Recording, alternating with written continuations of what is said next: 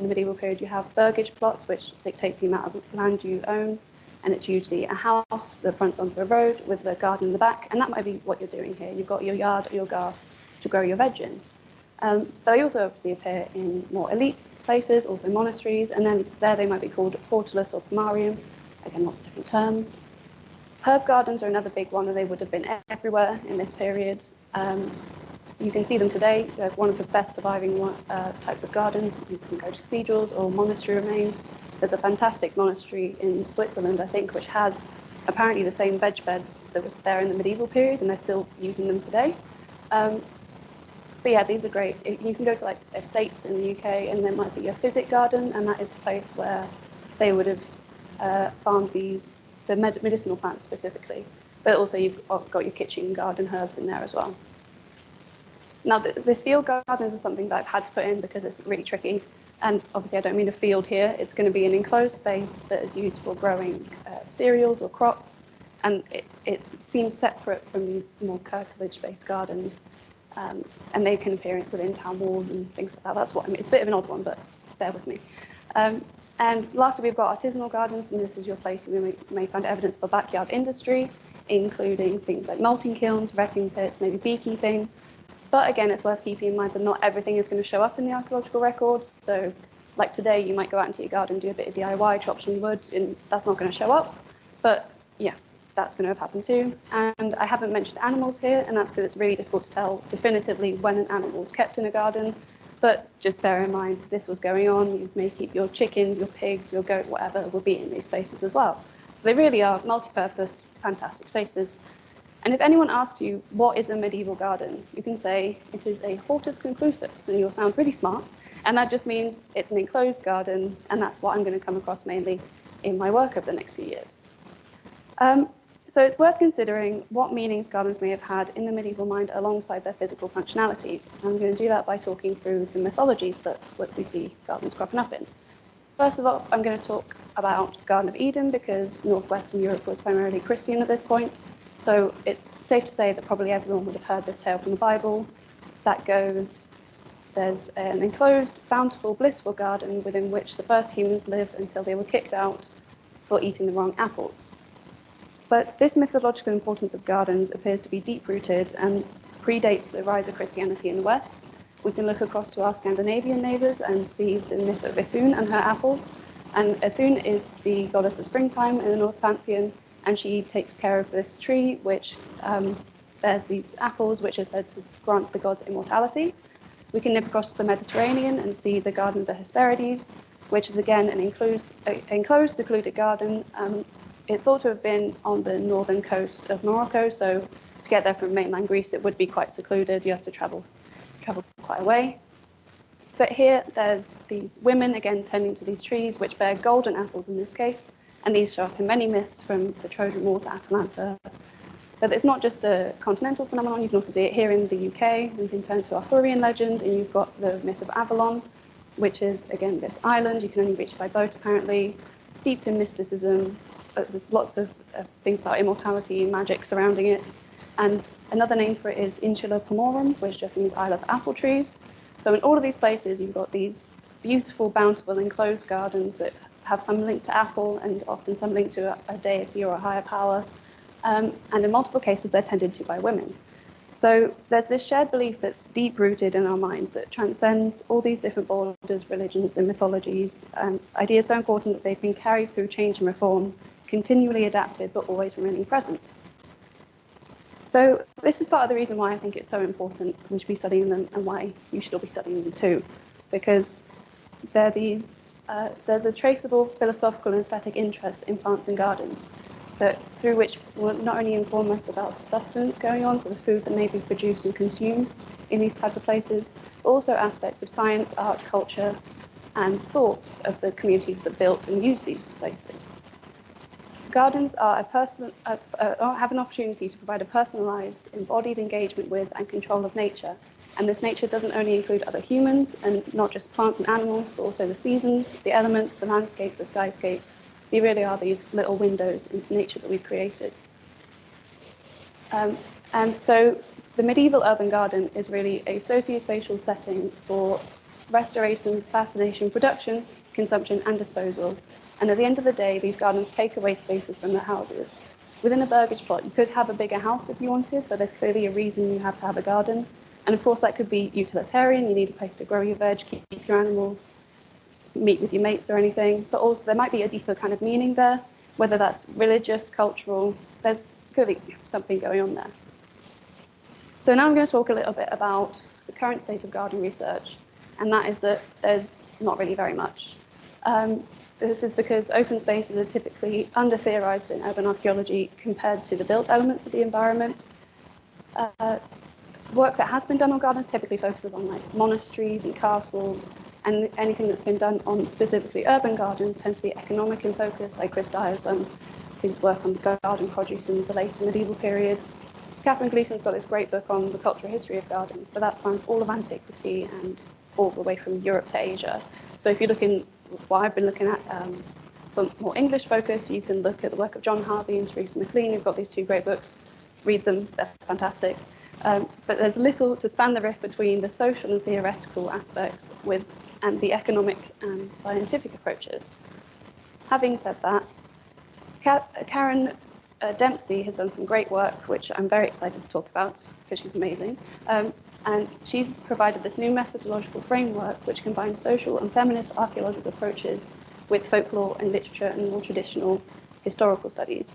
And this is so important because although gardens are regarded as associated with women in the medieval period, there's these tons of metaphorical and allegorical references to women as gardens, not like they're as beautiful as a rose. They are enclosed gardens and they produce these mystical herbs, but nothing's really, little has been done looking into this area. So, because castle studies have focused on the more male aspects, so typically like power, status, warfare, often pitting ideas of male authority against female seclusion. But through her work combining archaeobotany and historical evidence, Karen has identified the possible existence of seed-sharing networks between women. For instance, there's clearly a plant and plant knowledge sharing network going on between women's natal and marital homes, because we've got historical records like Queen Philippa of England, who in 1338 received a treatise from her mother on the continent which detailed the medical benefits of rosemary, which is specifically helpful in things like menstruation, and also a sprig for her to propagate.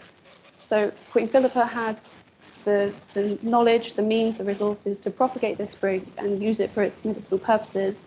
And yeah, rosemary was native to southern Europe, so it's come quite a way to get to England in this time. So through this, Karen has demonstrated that medieval castle gardens provide an opportunity for feminist archaeological theory in practice. How we can examine female agency outside women's relationship with men and away from the traditional narratives like power, authority, warfare, things like that.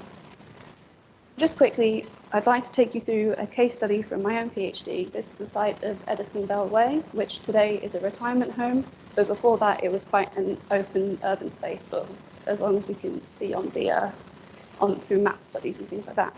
It's in the town of Huntingdon in Cambridgeshire, and this was a town that was said to be quite affluent in the 13th century before facing a period of decline into the 1300s, following things like the Black Death and all the climate issues that went on in that period. The plant remains come mainly from two cesspits, and they show things like edible plants, chard seeds, cereal grains. There's a fig, which is exotic at this point, so it suggests there's an element of trade and definitely affluence of the person utilising the site. There's a lot of ruderals, which are plants that grow on disturbed land, which suggests the area was cultivated or waste ground. Everything in archaeobotany is kind of vague, so we've got those two very different options. But there's also an array of plants that grow in damp or marshy lands, which fits the environmental profile of the site, as there was ponds and wells nearby. But what's interesting is that there's an abundance of hemp seeds, a plant that was used to create textiles. Before I go on, it's just worth noting that, again, these categories are not mutually exclusive. There's many different uses for all these different plants. The three I've highlighted, hemp, hemlock, and henbane, are all particularly medicinal. But yeah, so it's all just kind of higgledy-piggledy. But so overall, there's plants at this site that could have been used for fibre, food, and medicine. And the reports for this, it tentatively suggested that there could maybe be a possible site of textile manufacture, but only specifically for rope. But I would argue that this is an underestimation of women's work and role in the economy of the Middle Ages, which is a common theme within research. I say this because if we look at the botanical profile of the site, hemp prefers to be grown in sheltered environments, like by houses, so away from the wind. And this kind of environment is suggested with the presence of caper spurge, which thrives in those areas and will never appear very far away from human habitation. Hemp also prefers rich nitrogen content in the soil, and that is again indicated by the rudiments which grow on this disturbed land, so close to human habitation again. And in the especially nitrogen-rich soils, hemp will actually produce a larger yield. So in these conditions, hemp will produce larger yields of particularly fine quality fibers, not necessarily from rope, ones that could be turned into clothing as well, if they are tended to and maintained correctly. There's also a ton of other textile plants that appear at the site. So you've got obviously your hemp, your flax, but stinging nettles can be used for fiber as well, and weld and teasels are used in the dyeing process. So in my mind, there's conceivably a lot of different evidence for an urban field garden or an artisanal garden, perhaps. If the hemp wasn't grown here, maybe it was processed and potentially dyed in this area. But all of this requires specialist knowledge. You've got to densely sow the seeds, thin the plants, ret the stalks, peel the bark, extract the fibre, spin the cloth, and this type of knowledge was considered within the women's domain. And in fact, JIT Scotland has proved that textile making from hemp especially is a craft within the women's domain, both today and in the past, all across Asia and India. Asia and Europe, sorry. Additionally, I've included this find that I just couldn't resist. It's fantastic. It's a knife handle fashioned from the long bone of a cow or a horse, and it's carved with the imagery of a woman holding a falcon dated to the 13th, 14th century.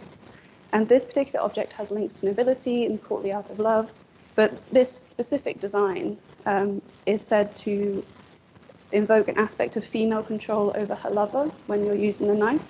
So in my mind, there's this strong female iconography and these female-dominated activity cropping up multiple times at a site. And so I think it's important to reconsider urban garden spaces like Edison Bellway in terms of their social and theoretical implications, as well as the economic. And it seems that this site could be a potential example of this female specialist knowledge and agency within medieval household manufacture, whether that's they're making it for themselves or to sell on. So just to conclude, I think that gardens are really cool and they are worthy of consideration alongside other elements of the built environment because they inform on so many different aspects, but they've not really been studied so much. So lastly, I just want to invite you all to tend to the gardens in your own minds. Please prune the familiar norms, weed out assumptions, and plant seeds of new thoughts that will germinate to form new ways of looking at the past. Thank you.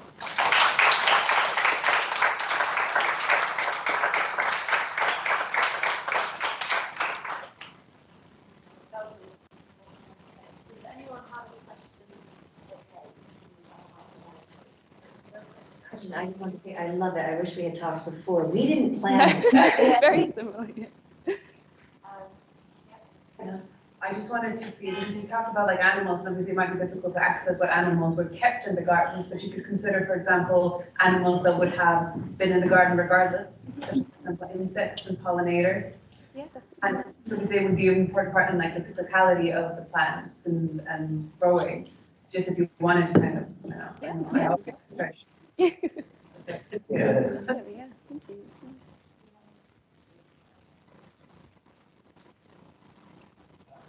It's really interesting, and it seems like a kind of core idea. Some of these are gardens that are naturally enclosed. And I was wondering what kinds of enclosures you see. That's really interesting. The ones that I deal with will be man-made, obviously, because I look at towns. But I guess, yeah, I think a lot of the stuff that I see, I've read about these things called islands of orders, which are these. So in the middle of a landed estate, there's this small area that is perfectly maintained, managed, beautiful, like cut the grass and everything. Then there's a fence, and then outside that is the wilderness. And it's just this really strange thing of they've imposed this perfect garden with an enclosure into the wilderness to keep, keep the chaos out. Maybe it's controlling nature in some way. But yeah, so that's not really answering your question, but I think it's more the ones I see are definitely man-made in that sense. But I'm sure there's very cool stuff that maybe live within natural borders as well. You mentioned nitrogen-enriched soil. Yeah. Are there a lot of evidence of soil degradation or alteration? After a while, but restoration of nutrients might suggest human interference. The evidence that's come from that is the presence of these plants that thrive in the soil. I haven't read the report in all that much depth, so I can't answer that. I'm sorry, I really don't know.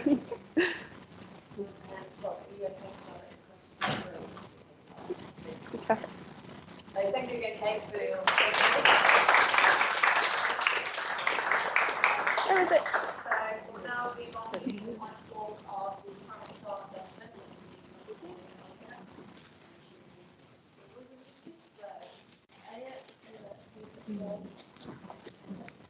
After this, we'll have like a